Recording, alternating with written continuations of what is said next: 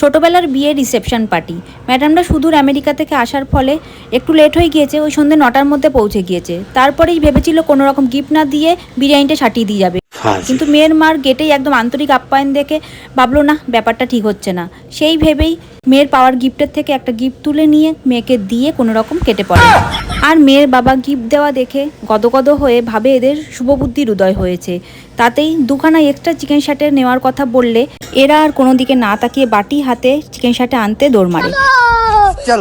আর chicken শাটে নিয়ে এসে খুশিতে গদগদ হয়ে গপাক গপ সাটিয়ে দেয়। কিন্তু ওই যে বাঙালি খাবে আবার নিন্দেও করবে। বল কি হয়েছে?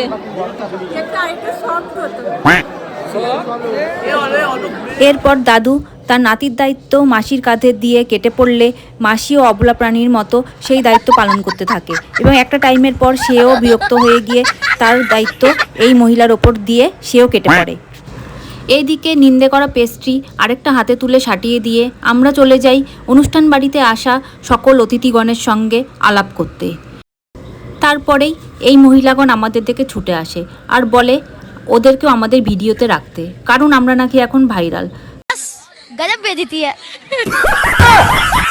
আর এই ব্যক্তিও নিজেকে সবসময় একজন সেলিব্রিটি ভাবেন, কারণ তাকে নিজের জায়গায় বসেই সব কিছু এনে দিতে হয়, সে নিচে উঠবে না কখনোই। আর এইদিকে ম্যাডামের বোনকে সেই থেকে ডিস্টার্ব করেই চলেছেন। আর এর ফলে যখন তখন যুদ্ধ পরিস্থিতির তৈরি হতে পারে, আর এর জন্য আমরা সবসময় রেডিই ছিলাম। এরপর অনুষ্ঠান বাড়ির সব বাচ্চাদের দায়িত্ব কাঁধে তুলে নিয়ে আমরা একটু রিল্যাক্স করতে যাব, অমনি চলে আসে আরেক দল মহিলাগণ। তারাও বলে তাদেরও দাবি নাকি আমাদের ভিডিওতে তাদের একটু রাখার জন্য। এরপরে আমরা নিজেদের সত্যি সেলিব্রিটি ভেবে আর নিজেদের কন্ট্রোল করতে পারি না।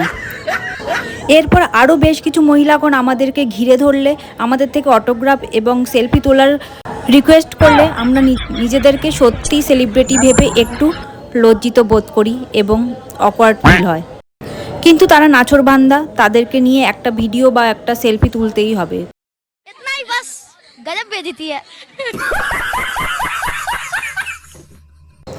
দেখলাম আমাদের বাড়ির সব তারকাটা পিসগুলো এসে উপস্থিত হয়েছে। ও মা, সবাইকে তো চিনতেই পারছো আশা করছি, কারণ আমার ভিডিওর সব পার্টি এরা। এরপরেই বাবার রিকোয়েস্টে বাবা শালা বউ এবং বউয়ের সঙ্গে একটা ভিডিও আর ফটো তুলে দিলাম।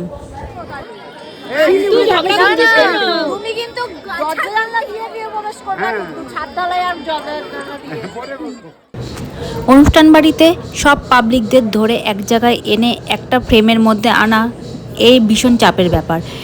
নাসা থেকে মঙ্গল গ্রহে রকেট পাঠানোর চাপের থেকেও কম কিছু নয়। বলেন কি? তারপরে সবাইকে এক ফ্রেমে এনে ফটোশ্যুট করতে করতেই বেজে গিয়েছিল প্রায় অনেকখানি, প্রায় রাত 10টার মতো। তারপরে সবাইকে হাই বাই করে চলে গেলাম আবার পরের ফটো সেশন করতে। ফটো সেশন শেষ করে দেখলাম কর্তামশাই নিজের শালিদেরকে ঝাড়ি মারছে। আর এটি নতুন কিছু নয়, আদিম মানুষরাও হয়তো কোটি কোটি বছর আগে এই রুলসটা ফলো করতো কোনো অনুষ্ঠান বাড়ি গেলে। তো তারপরেই পেয়ে গেছিল দারুণ খিদে, বললাম চলো সবাই খেতে চলো।